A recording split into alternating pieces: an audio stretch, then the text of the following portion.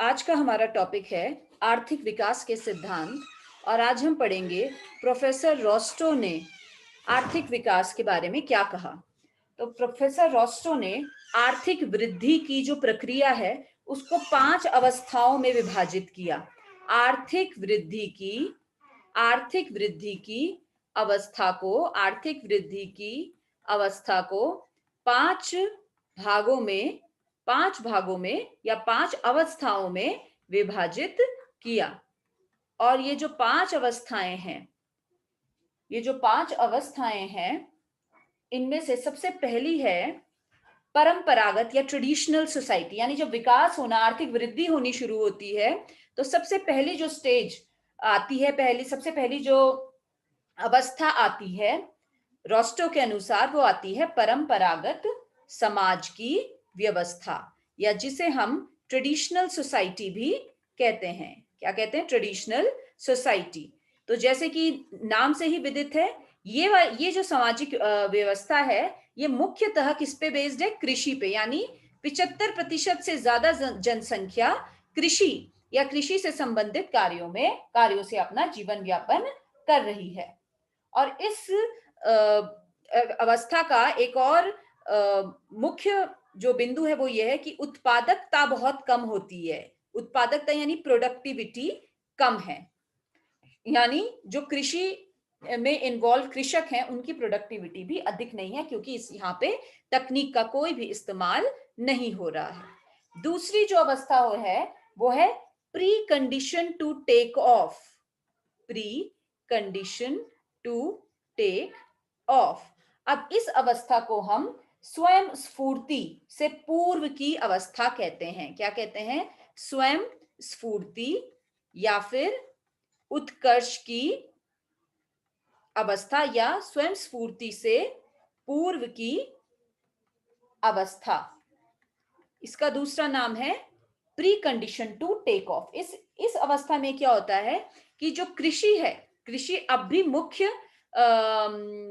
मुख्य सेक्टर है, मुख्य क्षेत्र है, लेकिन अब कृषि का व्यवसायीकरण शुरू हो जाता है। क्या शुरू हो जाता है? कृषि का व्यवसायीकरण। यानी पहले अगर कृषि का जो इस्तेमाल होता था वो स्वयं अपनी जरूरतों को पूरी करने के लिए होता था, लेकिन अब जो दूसरी अवस्था है इसमें कृषि का व्यवसायीकरण होने लग जाता है, कमर्शलाइजेशन होने लग जाता है। और कृषक अपने लिए तो प्रोड्यूस कर ही रहे हैं, लेकिन उसके साथ साथ उसकी अपने कृषि उत्पादों की बिक्री भी करना शुरू कर देते हैं। तो यानी ये क्या लाता है? ये कृषि में एक क्रांति ले आता है। क्या लाता है? कृषि में एक क्रांति लाता है ना। और तीसरा, धीरे धीरे अब क्या है, उद्योग भी सेटअप होने लग जाते हैं। इस दूसरी अर्थव्यवस्था में क्या सेटअप होने लग गए?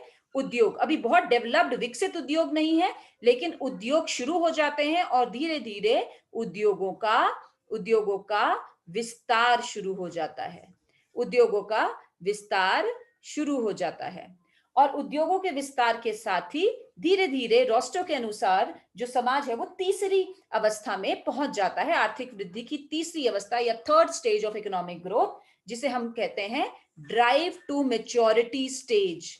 इसका नाम है ड्राइव टू मेच्योरिटी स्टेज। इसको हम इसका जो दूसरा नाम है, इसका जो तीसरी जो हमारी स्टेज है वो तीसरी स्टेज है take off stage. Drive to maturity आएगी इसके बाद। तीसरी स्टेज है हमारी टेक ऑफ स्टेज, जिसे हम स्वयं स्वयं स्फूर्ति की अवस्था भी कहते हैं। स्वयं स्फूर्ति की अवस्था। अब इस अवस्था में क्या होता है? इस अवस्था में तकनीकी प्रगति होनी शुरू हो जाती है।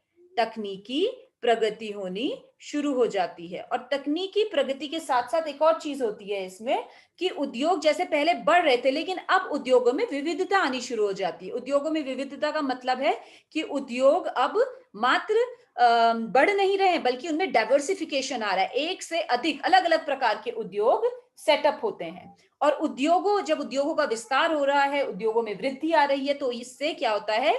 पूंजी निर्माण, कैपिटल फॉर्मेशन, पूंजी निर्माण होना शुरू होता है। और ये पूंजी निर्माण ही कारण है स्वयं स्फूर्ति का या टेक ऑफ का।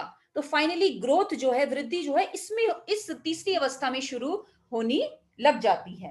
अब चौथी जो स्टेज है हमारी, वो है ड्राइव टू मैच्योरिटी स्टेज, या इसे हम परिपक्वता की ओर अग्रसर वाली अवस्था भी कहते हैं। परिपक्वता की ओर अग्रसर। तो इस अवस्था में हम परिपक्वता की ओर अग्रसर होते हैं। इसमें होता क्या है? औद्योगिक आय में वृद्धि, यानी अब पूंजी निर्माण हो रहा है, उद्योगों में उद्योगों की उत्पादकता बढ़ रही है, तो उसके साथ साथ क्या हो रहा है? जो औद्योगिक आय है, औद्योगिक आय वो बढ़ने लग जाती है। हमारी जो औद्योगिक आय है वो बढ़ने लग जाती है, और औद्योगिक आय के बढ़ने के साथ साथ जो लोगों की जनसंख्या की जो निर्भरता है, कृषि निर्भरता, ठीक है, जो लोग निर्भर हैं कृषि पे, उसमें भी कमी आने लग जाती है। लोग अब कम निर्भर होते हैं कृषि पे। और तीसरा जो हमारा सब इंपॉर्टेंट पॉइंट है, इस वृद्धि तो होने पहले ही लग गई थी, लेकिन अब वृद्धि कैसी हो रही है? सतत, यानी इकोनॉमिक ग्रोथ हो रही है, और वो कंटिन्यूअस है। वो इकोनॉमिक ग्रोथ अपने आप को मेंटेन करने में सक्षम है। ये है हमारी चौथी स्टेज जो रोस्टो ने दी। और पांचवी स्टेज है state of mass consumption. State of mass consumption, जिसे हम उच्च स्तरीय उपभोग की अवस्था भी कहते हैं। उच्च स्तरीय उपभोग की अवस्था, क्या कहते हैं इसे? उच्च स्तरीय उपभोग की अवस्था। अब इस उच्च स्तरीय उपभोग की अवस्था में, जैसा कि नाम बता रहा है, जो हमारा टर्शरी सेक्टर है, या जिसे हम तृतीय क्षेत्र बोलते हैं, या जिसे हम सेवा क्षेत्र बोलते हैं, वो डेवलप होने लग जाता है, उसका विकास होना शुरू हो जाता है। और उसके साथ साथ क्या होता है? शहरीकरण बहुत तेजी से होता है, शहरी जनसंख्या बढ़ने लग जाती है। शहरी जनसंख्या में वृद्धि आती है। और शहरी जनसंख्या में वृद्धि के साथ साथ क्या होता है कि अब लोग नेसेसरी आइटम से लग्जरी आइटम्स की तरफ, यानी सामान्य उपभोग की, पहले लोग क्या कर रहे थे? सिर्फ सामान्य उपभोग की वस्तुओं का उपभोग कर रहे थे। अब वो कैसी वस्तुओं का उपभोग करने लग गए? विशिष्ट। अब उनकी जो प्रवृत्ति हो गई, कैसी हो गई? लग्जरी आइटम्स, जैसे car, mobile phones, high and cars, महंगे महंगे मोबाइल फोन, ये सारे क्या है? Luxury items. तो स्टेट ऑफ मास कंजम्पशन जो कि रोस्टो ने बताया, ये पांचवी स्टेज है। तो रोस्टो ने 5, इसलिए हम थ्योरी जो कहते हैं रोस्टो की, कौन सी है? Rosto stages of economic growth.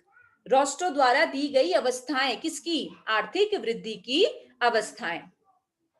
अब इसी के साथ हम देख लेते हैं कि कीन्स ने आर्थिक विकास के बारे में क्या कहा। कीन्स ने कहा कि यदि आर्थिक विकास करना है तो सरकार को आगे आना पड़ेगा। कैसे आगे आएगी सरकार? गवर्नमेंट एक्सपेंडिचर को बढ़ाकर। अब खर्चे ज्यादा करेगी, और जब सरकार खर्चे ज्यादा करेगी तो एग्रीगेट डिमांड, समग्र मांग बढ़ेगी। ये क्या है? समग्र मांग बढ़ेगी, और समग्र मांग में वृद्धि से ग्रोथ होगी। ग्रोथ मतलब हमारी जो इनकम है वो बढ़ेगी, और हमारा जो आउटपुट है वो भी बढ़ने लग जाएगा। तो कीन्स का जो मुख्य बिंदु है वो क्या है कि यदि आपको वृद्धि लानी है तो आपको उपभोग मांग में वृद्धि करनी होगी, कंजम्पशन डिमांड बढ़ानी होगी। अतः उपभोग मांग मुख्य घटक है यदि आर्थिक वृद्धि लानी है। और इसीलिए सरकार को कैसी पॉलिसी अपनानी चाहिए? एक्सपेंशनरी फिस्कल पॉलिसी, यानी विस्तारवादी। यदि आर्थिक वृद्धि लानी है, इकोनॉमिक ग्रोथ लानी है, तो सरकार को विस्तारवादी राजकोषीय नीति पॉलिसी अपनानी पड़ेगी। विस्तारवादी राजकोषीय नीति अपनानी पड़ेगी, क्योंकि जब सरकार विस्तारवादी नीति अपनाती है तो उससे गवर्नमेंट एक्सपेंडिचर बढ़ता है। गवर्नमेंट एक्सपेंडिचर के बढ़ने से समग्र मांग बढ़ती है, जिससे कि ग्रोथ शुरू हो जाती है। तो आज के लिए इतना ही।